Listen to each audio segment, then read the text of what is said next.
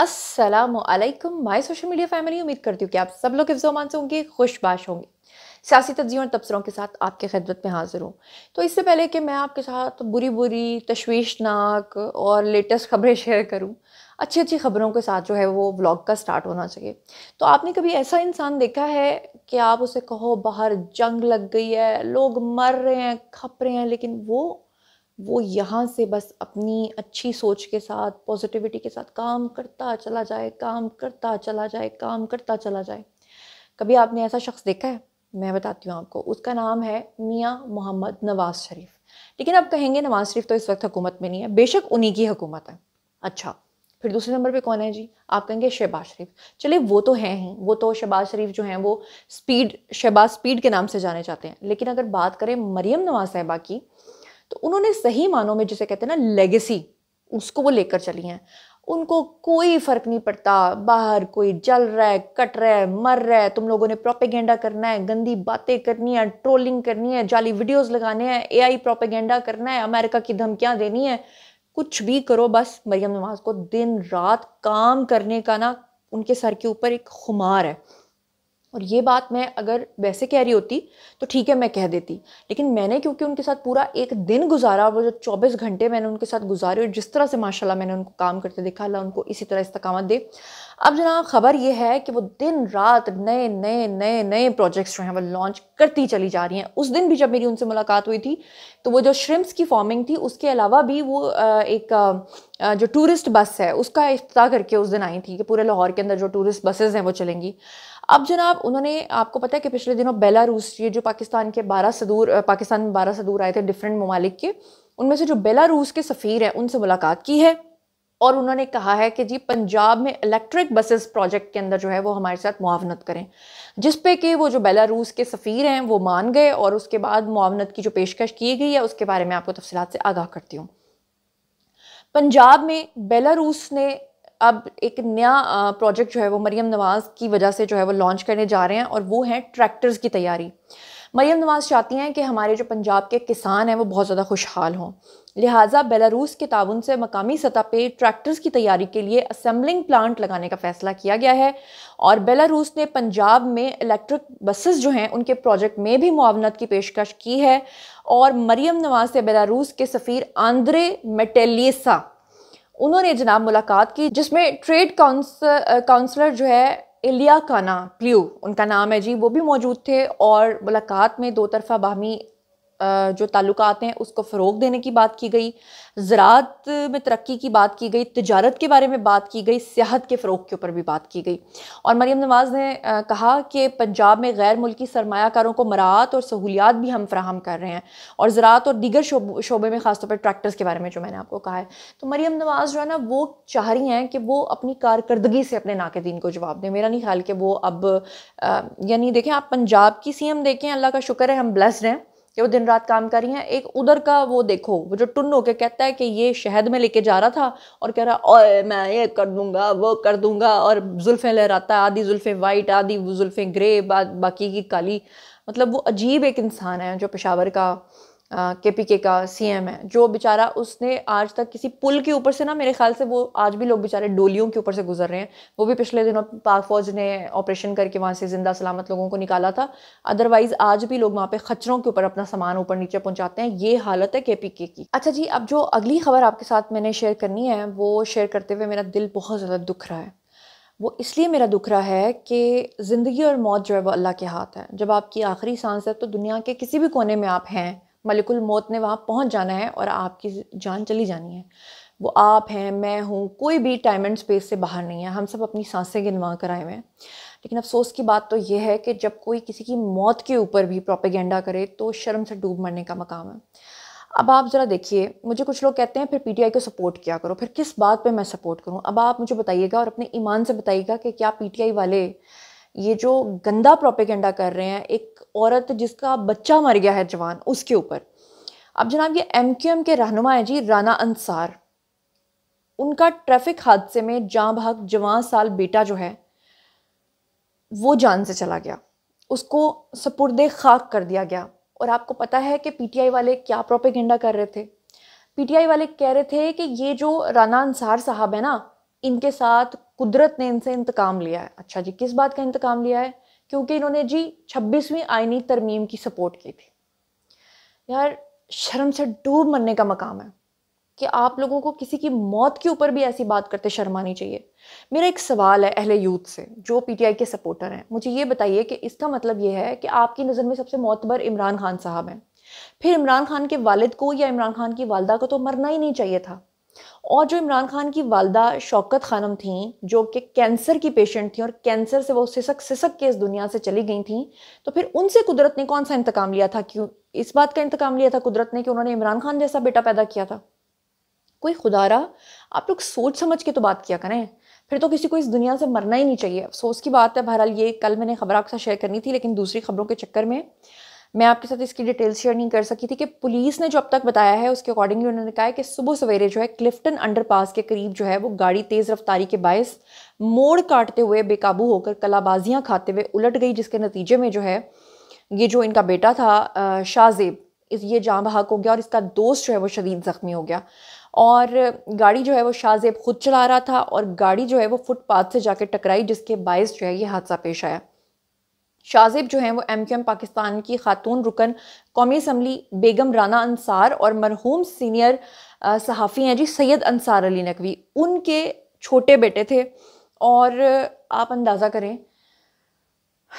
कि उनके बारे में इस तरह का प्रोपेगेंडा करना मतलब शर्म से डूब मरने का मकाम है, शर्म से डूब मरने का मकाम है। किसी की मौत के ऊपर तो कहते हैं कि कोई मर जाए आप उसकी अच्छाइयों को याद करो, आप उसे माफ़ कर दो, लेकिन अफसोस की बात यह है कि पीटीआई वाले मरने वाले को भी नहीं बख्शते। अच्छा जी, एक और इम्पॉर्टेंट खबर के पिछले काफ़ी अरसे से जब से खान साहब जेल में हैं एक ही बात की जा रही थी। कभी कहा जा रहा था उनको जहर खिलाया जा रहा है, हालांकि जब बाहर मेन्यू आता था तो पता चलता था कि खान साहब तो देसी अंडे कट्टे वच्छे सब कुछ खाए जा रहे हैं। और अभी लास्ट जो उनकी लिस्ट निकली है जिसमें वो खाना जो खाते हैं वो तो कोई, मैं कहती हूँ 18 साल का लड़का भी इस तरह का खाना जो है वो हजम नहीं कर सकता, जिसमें चिया सीड से लेकर कोकोनट ऑयल से मसाज तक है। और कोकोनट ऑयल पीने से लेकर देसी घी में मटन और मुर्गन गज़ाएँ खाने से लेकर सूप्स और चटनियों से लेकर जनाब जी चुकंदर के जूस तक खान साहब को जो है वो जेल के अंदर प्रोवाइड किए जा रहे हैं। दही पूरा पूरा दिन वो खाते रहते हैं। तो अब ऐसे में आप अंदाज़ा ये कीजिए कि इमरान खान साहब के बारे में ये जो फिर से प्रोपेगेंडा किया जा रहा था कि नहीं जी खान साहब के साथ जेल में बड़ी ब्रुटैलिटी हुई है, उनको मारा गया है, पीटा गया है, 5 दिन तक जो है वो उनकी जेल के अंदर जो है वो बिजली नहीं थी। वो मुझे जो है से याद आ जाते हैं ख्वाजा से जो है। तो अब फाइनली इस्लामाबाद हाई कोर्ट ने जनाब जी खान साहब के तिब्बी मुआयने के लिए मेडिकल बोर्ड तश्कील देने का हुक्म दे दिया है। हालांकि इससे पहले भी डॉक्टर्स ने बताया कि वो बिल्कुल सुपर फिट हैं। बहरहाल अदालत आलिया ने पिम्स हॉस्पिटल के एग्जीक्यूटिव डायरेक्टर को मेडिकल बोर्ड तश्कील देने का हुक्म देते हुए बानिया पीटीआई के ज़ाती मुआलिज डॉक्टर फैसल सुल्तान को भी इसमें शामिल करने की हिदायत की है और हुक्म दिया है कि executive director PIMS medical board तश्कील देकर रिपोर्ट जमा कराएं और अदालती हुक्म की नकल जो है वो अमल दरामद के लिए सुपरिटेंडेंट अडयाला जेल को भी भेजी जाए।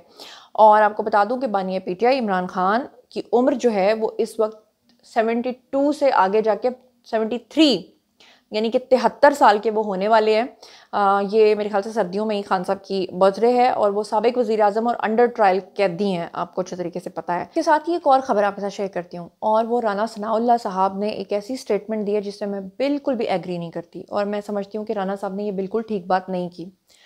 राना साहब कहते हैं कि उनकी नज़र के मुताबिक, उनके नज़रिए के मुताबिक इमरान खान की जो अहलियाँ हैं उन पर और उनकी जो बहनें हैं उज़मा खान और अलीमा खान जो इस वक्त जेल के अंदर हैं उनके खिलाफ केसेस नहीं होने चाहिए। जबकि मैं राना सनाउल्लाह साहब की इस बात से एग्री नहीं करती। मैं इसलिए एग्री नहीं करती कि कह दिया जाता है कि मतलब आप देखिए ना कि जब भी कोई जंग होती है तो कह दिया जाता है औरतों और बच्चों को माफ़ कर दो। चलें जी, बच्चों को तो आपने माफ़ किया, लेकिन क्या आप जानते हैं कि ये जो औरतें होती हैं ना, यही अपने शौहरों को आगे लगा के उनसे गलत काम करवाती हैं और बाद में औरतों को तो आप माफ़ी दे दोगे तो उन मर्दों को आपने चक्की में पीसना होता है। अब आप अगर बुशरा बीबी का सिनेरियो देखें तो बुशरा बीबी वो खातून थी जिन्होंने फरा गुजर को सबसे पहले इमरान खान से मुलाकात करवाई। बुशरा बीबी ही थी जो लाखों रुपए लेकर ट्रांसफर्स एंड पोस्टिंग्स करती थी। बुशरा बीबी ही थी जिन्होंने मलिक रियाज से हीरों का हार मांगा था और वो भी 5 कैरेट का हीरा मांगा था। बुशरा बीबी ही थी ना जो इमरान खान को ये कहा करती थी कि मुझे ख्वाब में आज ये बशारत हुई है और आज मुझे ख्वाब में ये बशारत हुई है। बुशरा बीबी ही थी जिन्होंने तोशा खाना के तहाइफ को कबूल करने के लिए जो खान साहब हैं उनको फंसाया। बुशरा बीबी ही थी जिन्होंने खान साहब को कहा था कि अगर आपको वज़ीर आज़म बनना है तो आपको मुझसे शादी करनी पड़ेगी। और बुशरा बीबी ही थी जिन्होंने खान साहब को ये कहा था कि अगर आपको प्योर ब्लड की ज़रूरत है तो आप मेरी बेटी से भी शादी कर सकते हैं, और अगर आपको प्योर रेस्ट ब्लड की ज़रूरत है तो फिर आप मुझसे शादी कीजिए, जो कि खान साहब ने की। अब एक औरत ने इतना कुछ कर दिया और आप कह रहे हैं कि औरतों के ऊपर कोई केसेस नहीं बनने चाहिए। मैं इस बात से एग्री नहीं करती।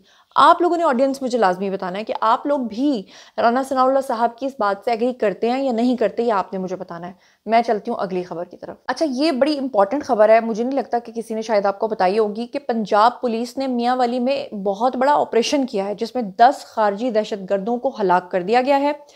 और जो है आपको बता दूं कि पंजाब पुलिस ने कहा कि महकमे को मियांवाली का जो इलाका है मुल्ला खेल, वहाँ पर ख्वारिज दहशतगर्दों की मौजूदगी की इत्तला मौसूल हुई, जिसके बाद डिस्ट्रिक्ट पुलिस ऑफिसर DPO जो हैं उन्होंने वहाँ पर जो है उनका नाम है जी अख्तर फारूक, उनकी क़यादत में पुलिस और एलीट फोर्स की भारी नफरी जो है उसने वहाँ पर ऑपरेशन किया और पुलिस और खारजी दहशतगर्दों के दरमियान फायरिंग के तबादले में 10 खारजी जो हैं उनको हलाक कर दिया गया है, जबकि एलीट फोर्स के और पुलिस के तमाम अफसरान जो हैं वो फायरिंग में महफूज रहे। अल्लाह का लाख लाख शुक्र है। और तर्जुमान पंजाब पुलिस के मुताबिक इंस्पेक्टर जनरल IG पंजाब ने दहशतगर्दों के खिलाफ जो है वो बड़ी कामयाबी पर DPO मियांवाली जो हैं उनकी टीम को शाबाश भी दी है और ये बड़ी कार्रवाइयाँ करने का प्लान कर रहे थे और अल्लाह का शुक्र है कि टाइमली ये लोग जो हैं वो मारे गए। इसके अलावा ये स्क्रीन के ऊपर आपको 2 लड़के नज़र आ रहे हैं। ये मलून दोनों कौन है? ये हैं जी अफ़गानी, और ये बेसिकली प्रोपेगेंडा कर रहे थे पाकिस्तान के ख़िलाफ़। इन्होंने परचम की बेहुरमती की थी और इन्होंने क्या किया था जी, पाकिस्तानी पासपोर्ट्स को भी फाड़ा था और फिर सोशल मीडिया पर वीडियो बनाकर उसको अपलोड कर रहे थे और पाकिस्तान के इदारों के ख़िलाफ़ जो है वो मलामत कर रहे थे। और एबटाबाद में पुलिस ने इनको पकड़ा है। हैं ये अफ़गानी और पाकिस्तान का पासपोर्ट भी इनको मिला हुआ है, वहाँ पर काम भी कर रहे हैं, पैसा भी कमा रहे हैं, पाकिस्तान का ID कार्ड भी है और जो अपने ही हमारा यानी मुल्क है उसी की वो तौहीन कर रहे हैं।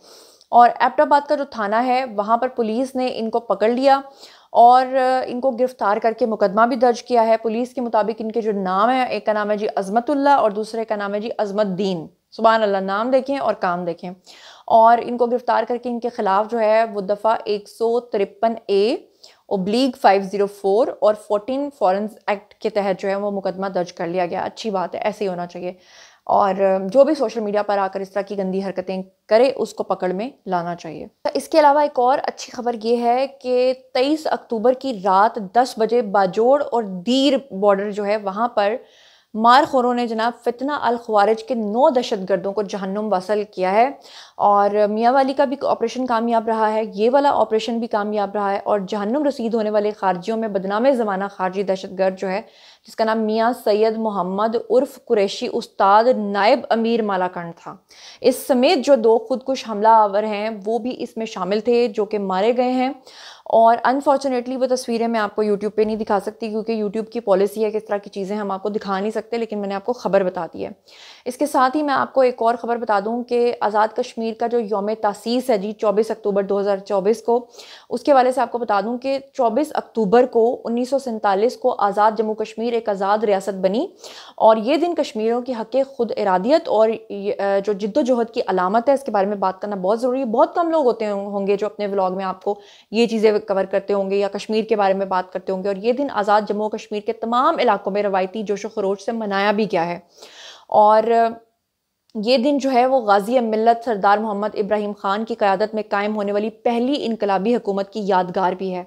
और आपको बताती चलूँ कि सरदार इब्राहिम ने 1947 में कश्मीर के पाकिस्तान के साथ इल्हाक की करारदाद जो है उसे मंजूर किया था। और आज़ाद जम्मू कश्मीर का जो इलाका है वो जाबिर डोगरा हुक्मरानों से मट्टी के बेटों ने आज़ाद करवाया था और ये उनकी कुर्बानियों का समर है। तो जनाब ये था आज का वीडियो। बारी है जी आप लोगों की।